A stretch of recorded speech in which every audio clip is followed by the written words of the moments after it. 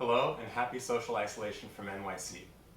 My wife and I are freelance musicians, so even in normal times, we're time rich and money poor. But we've learned how to make a comfortable lifestyle for ourselves by learning how to make the things we like. And I think many of you now find yourselves in our position of having work that you enjoy doing but can't do at home. And so, like all of you, we're trying to stay positive, and we owe a lot of our success to homemade alcohol. Yay! People love to define themselves by what they drink, but it feels a little silly when you understand the truth that alcohol is sugar compost. You prepare sugar water, or you buy it pre-prepared. You add yeast. You put it in an airtight sanitary vessel that allows gas to escape. You wait 2 weeks, and then you can do some things to make it more pleasant to drink, or you can just enjoy your hooch. And so right now, before I get into any other concepts of how to make alcohol, I'm going to show you how to make a gallon of 10% ABV cider for $6. All right, here we go.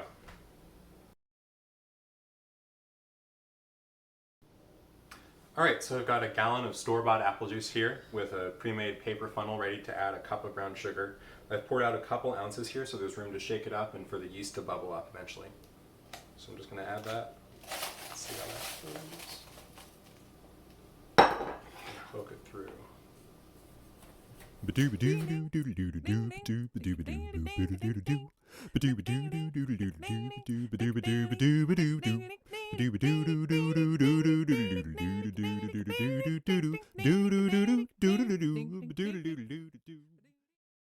Now that we've added the sugar, we're just going to quickly shake it in. This is not the most sanitary way to do this, but we're just making hooch, no big deal. All right. Looks like there's a little bit of sediment still there, so I'm going to shake it up a little more.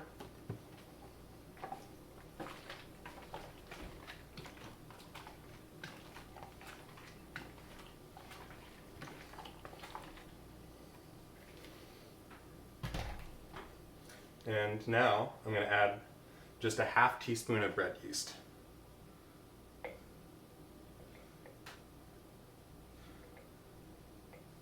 I'm doing it slowly so that all of the individual little yeast bits get rehydrated.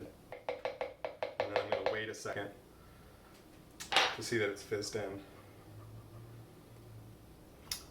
And then finally, once that's gone for a minute, we'll attach this airlock. Twist it up carefully.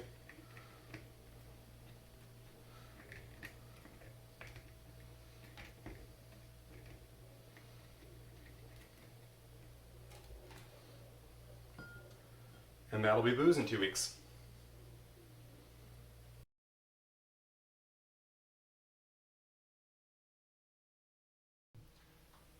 I chose to make an airlock with this setup here by just using a hand drill to make a hole the size of this tube in the cap that came with the apple juice, and then I super glued the tube in place. And so what that does is when the yeast starts eating the sugar here and producing alcohol, it also emits carbon dioxide. So as that gets going, as the fermentation builds and this is bubbling, carbon dioxide comes through this tube and then out through this water, and it'll bubble up. It's kind of a fun thing to watch as it hangs around for a couple weeks. But gas can't go the same way in. It can only bubble through the water. It's not going to come back up through the tube, so the booze is not going to get infected.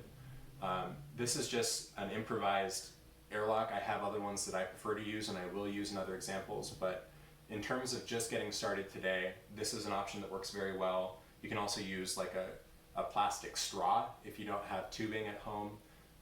You can put some rubber or latex, like a balloon or a condom or a latex glove, and then just poke a small hole in it so that as that rubber fills up with gas, it has a way to escape, but hopefully not come in as much.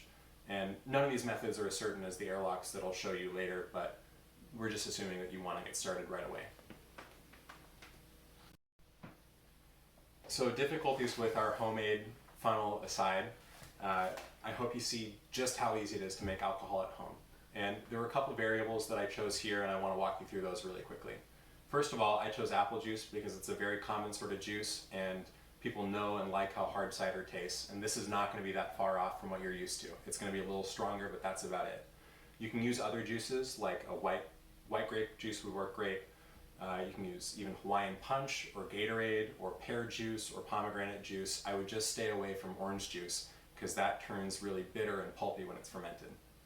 Second, I used baker's yeast because I'm still working my way through an online order of 4 pounds of instant dry yeast. So this is very common and accessible for me now, but I understand that with the pandemic, it is sometimes not easy to get baker's yeast. But all yeast is the same, so I think online currently brewer's yeast and wine yeast and champagne yeast are not as hard to find as baker's yeast, and actually they'll still work for bread as well. And if you have started or maintain a sourdough starter for bread, you can just add a couple tablespoons of the starter and it will still make an alcoholic beverage. It'll actually maybe even be more flavorful and complex than just this simple baker's yeast. And finally, you just need to wait for 2 weeks. Hannah and I often wait less than that because we get impatient, but I wouldn't recommend going too much less than 14 days of fermentation in a cool, dark spot, either in a closet or you can just wrap a cloth around the vessel itself, and then it's going to be delicious.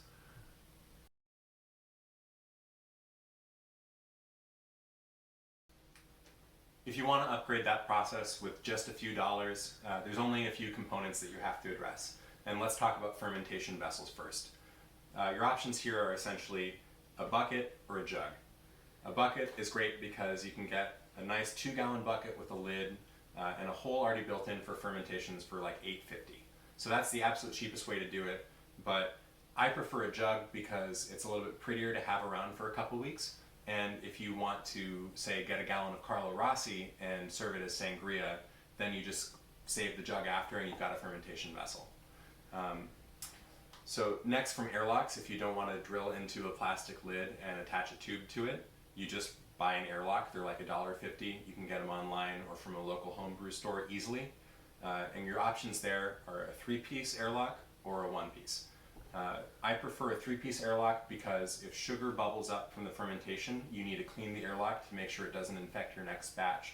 And it's much easier to take apart and clean a 3-piece Airlock than a 1-piece. So in order to attach your Airlock to your fermentation vessel, you've got 3 different options. If you're using your own bucket with an airtight lid that you're adapting yourself, all you do is you drill into the top of the lid with, I think it's a 1/2-inch drill bit, and then you put a grommet in the hole so that you've got something to shove the Airlock into. If you're using a jug, you can use a bung, it's called, which is a tapered rubber stopper that'll fit different sizes of lids so you know it's going to work for whatever you end up getting. And finally, if you want to just stay with the apple juice route, I'd recommend getting a screw top adapter so you can just shove a normal Airlock into it and it'll work every time. Since it's just like $1.50 or $2 for this whole setup, you know, if you want to have 6 of them going at once, that would be a totally valid way to scale up. So when you're reusing fermentation vessels, you have to make sure that they're sanitized each time. We didn't have to for the last recipe because when we bought the apple juice, it was shelf stable and ready to drink, and also thus ready to ferment. So my preferred sanitizer is Star San, and a little goes a long way. You take 1 ounce of this and you dilute it with 5 gallons of water. And so that diluted product, I have some of it here, is just a simple 3.5 pH acid, and when it touches all of the equipment that we're going to store the wort in, the sugar water, just by touching all the surfaces, it killed all the microbes that might compete with the yeast to ferment the wort. And so as a result, we can keep reusing this. So I'm going to just pour a little bit in to sanitize what we're going to use for ginger beer in a second. Like just that much is enough. I'm going to put the funnel right back in the bottle, shake it up, roll it around, make sure it touches all the surfaces.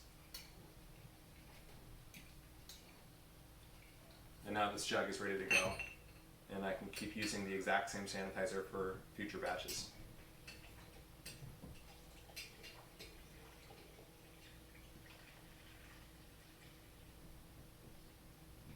As you can see, it foams up a little bit.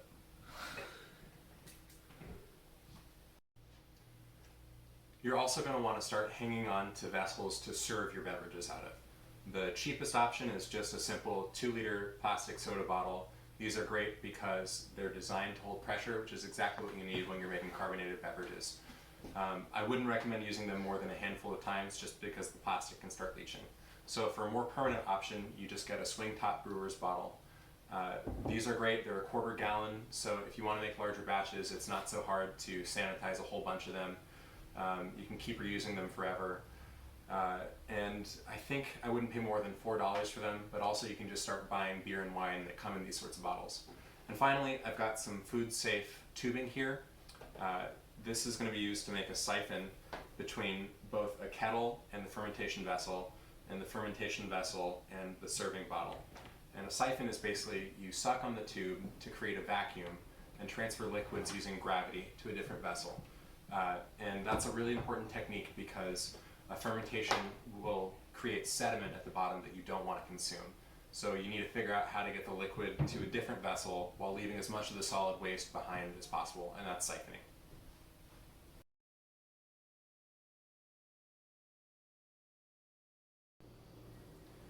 So to demonstrate this new equipment, I'm going to make a batch of ginger beer.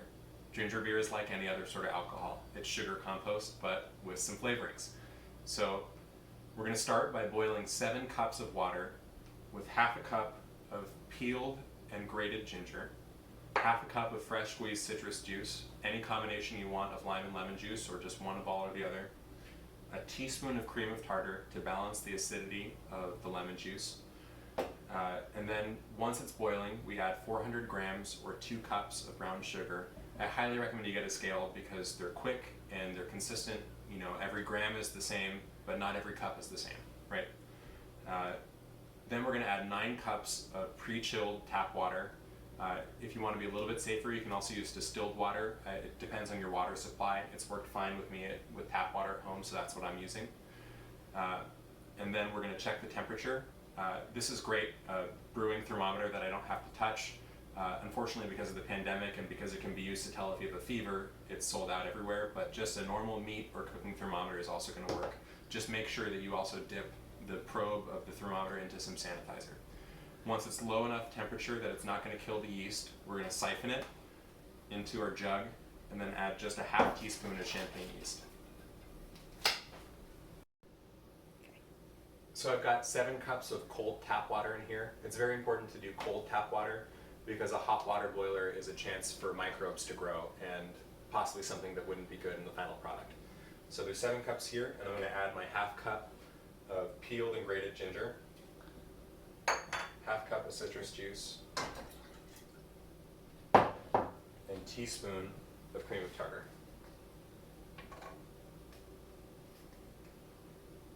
And we're going to wait until it's boiling.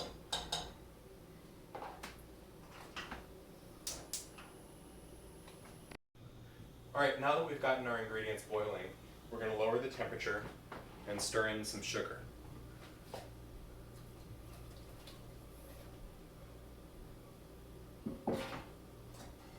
So when that's fully dissolved, we're going to add another 9 cups of cold water for a total of 1 gallon of water. And then we're going to cover it with a tea cloth until it gets to 75 Fahrenheit or around there, which is a safe temperature for the champagne yeast.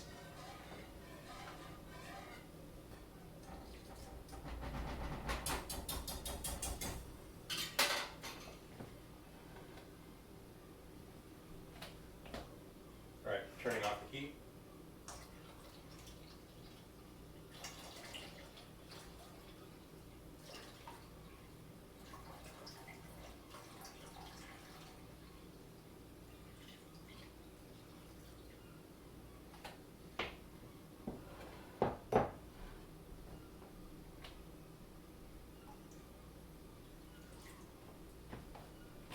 So right now it's 113, so we're going to have to wait for probably half an hour to an hour for it to cool down.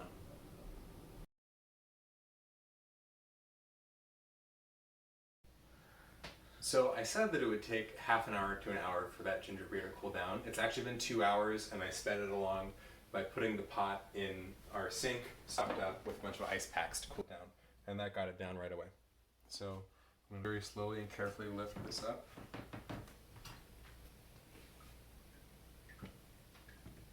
And put it back up over here. So we have our ginger beer wort all chilled down to 80 Fahrenheit. It's close enough to 75. And now we're going to siphon it. Everything that I've touched here has been sanitized, so this food safe tubing and the jug and then the airlock that I have out of shot. So to siphon, all you do is you suck on one end of it as it's in the wort, and then eventually take your mouth away, and then the negative pressure of the tube will transfer all of the liquid down to here where it's sanitizing good. I don't actually know that this is necessary, but it's been a fun part of my siphoning ritual that I take a little swig of gin to make sure that my mouth is sanitary. If you don't want to drink straight distilled liquor to sanitize your mouth and you're actually worried about it, just gargle some sanitizer. It'll do the same thing.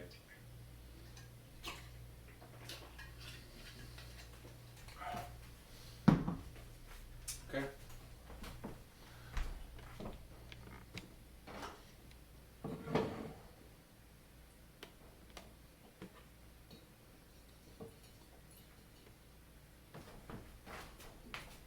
Also, when I siphon, I make sure that I have the stream coming out in the jug exposed to the air, because that oxygenates the wort, which makes for an easier reaction with the yeast, because that's part of the reaction. I also have this now not quite at the bottom of the pot to avoid as many ginger chunks getting in there as I can. I'm still going to get a few in there, and that's not a big deal because we're going to siphon this liquid again once we get it into pressure safe bottles and carbonate it, which will be in 3 to 5 days. And I'm going to stop the siphon, even though there's a little bit left there, because I would like to have a little bit of headroom for it to bubble up and not overflow. So that's all oxygenated, nice future ginger beer, and I'm going to carefully get this ½ teaspoon of champagne yeast in it.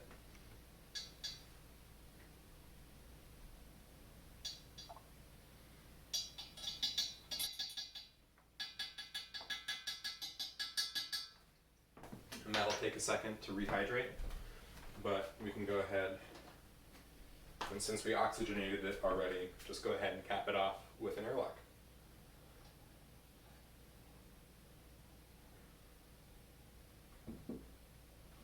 So in 3 to 5 days, depending on your preference for how sweet you like your ginger beer versus how alcoholic, you'll use that same siphoning method to move these to either carbonation safe brewing bottles or 2-liter plastic soda bottles, and you'll open each of those bottles like once a day or so, as long as you have it, to make sure that pressure doesn't build up to a dangerous point.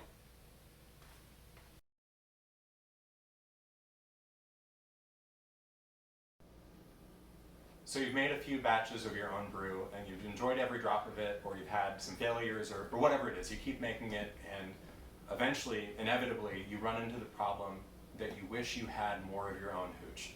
So how do you make larger batches? Because if you want more, you just make more at once.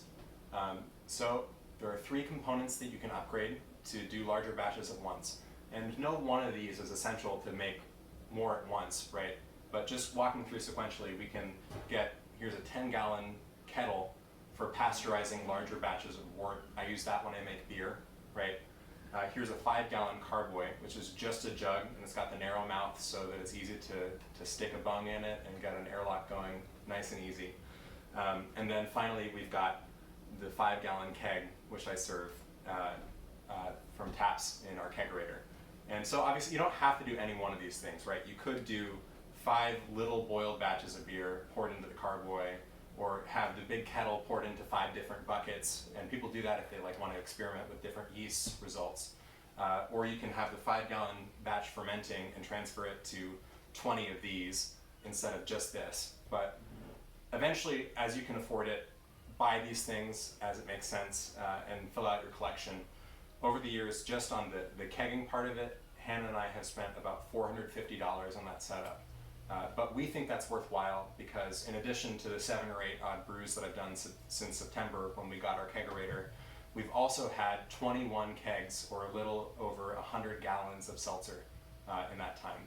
And instead of buying a soda stream or anything like that, if you just have a 10-pound tank of CO2 hooked up to kegs of water to make seltzer, it's about 30 cents a gallon. So it's a very cheap endeavor. I highly recommend it. Just buy these things as it makes sense and as you find that you're going to have a use for them.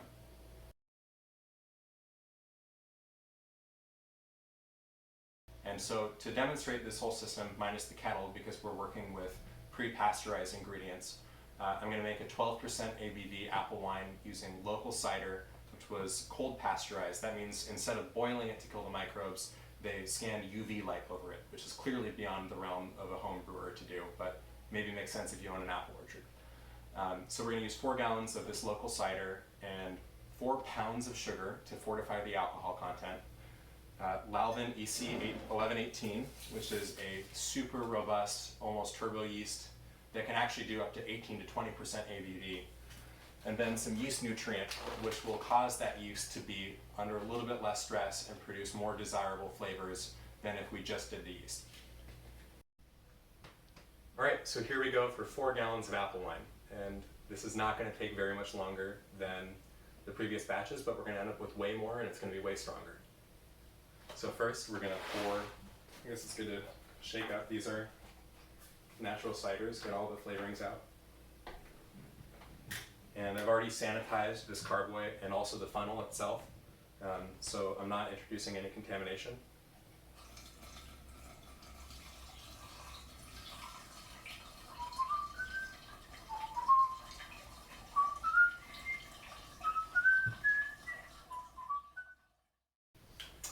Oh, and if you're concerned about all these suds that were already here in the jug, sanitizer is totally safe to consume.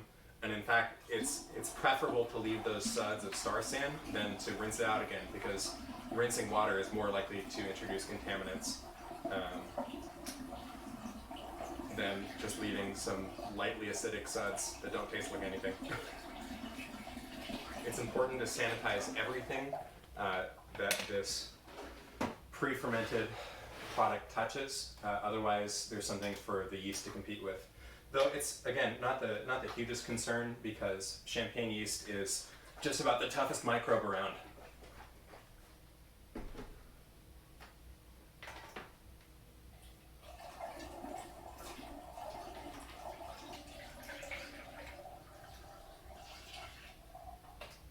All right, so next I'm going to add the sugar, and then I will look a little ridiculous as I stir it in and make sure it's all incorporated. I should mention while I do this that I'm adding 4 pounds of it, 2 pounds light brown sugar and 2 pounds white sugar. And as a rule of thumb, per gallon of finished product that you have, every pound of sugar will make 6% ABV. So already in that was about a pound of sugar per gallon in the cider, and I'm adding another few pounds. So I'm adding another 2 pounds per gallon total after being combined with the cider, so that makes 12%. But there's also a couple different ways to measure how strong your product is as it keeps going.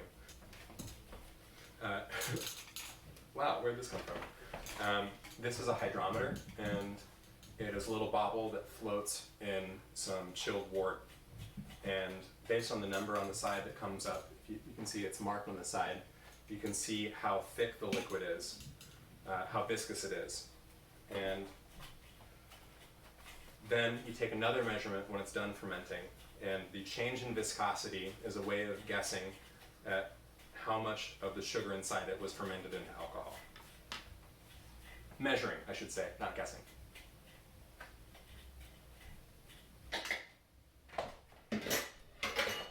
Alright, so now this is a keg filled with sanitizer. I'm just going to sanitize my hand. Cover the top and shake.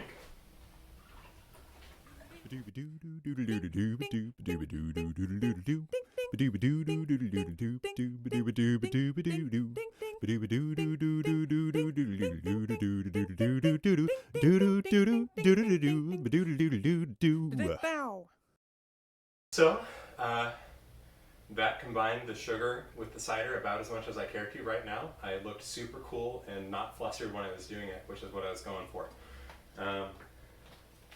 So now I'm going to add the yeast. EC 1118, which is a champagne yeast, as I mentioned.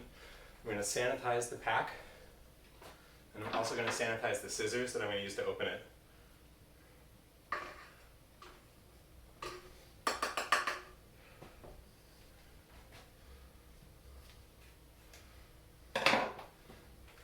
pitch the whole pack in, just straight in.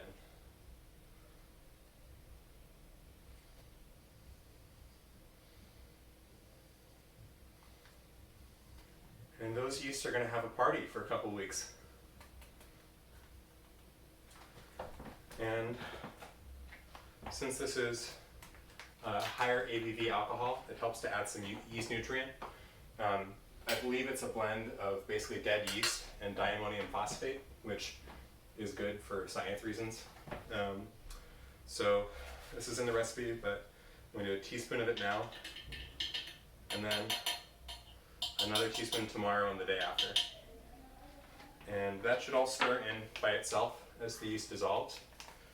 And so all that's left now is to take our airlock. You might notice this is slightly too small, that's because it is, but you can't see on the inside that carboys taper down a little bit. So this is still going to fit and make an airtight seal. I sanitized it earlier. So now that we've gotten the yeast nutrient and the cider and the sugar and the yeast all mixed and pitched, all we have to do is wait 2 weeks for it to ferment and get all bubbly and finish, and then we will siphon it into a keg and hook it up to a tank of carbon dioxide, which works just like a soda stream except on a much bigger scale for much less money. I hope you feel inspired to give home brewing a shot. It's a great quarantine activity because it helps mark the passage of time as you wait for your next batch of hooch. It saves a lot of money. It keeps you from having to go out to the store. It's way more environmentally friendly. It's nice to kind of keep you company if you're alone right now, because you can watch it bubble along and talk to it. I sometimes do that. It's like having a fish that's more rewarding and you get something out of it at the end. Frankly, I personally appreciate having one fewer reason to feel bad about drinking in this time that is super scary. But mostly I'm glad that I've put all this energy into a craft that's making me more self-sufficient and into a hobby that I can refine. And it's also something that's rooted in the real physical world that doesn't change no matter what is happening outside of it. It's very centering for me like that. So I hope you give this a shot, and happy homebrewing.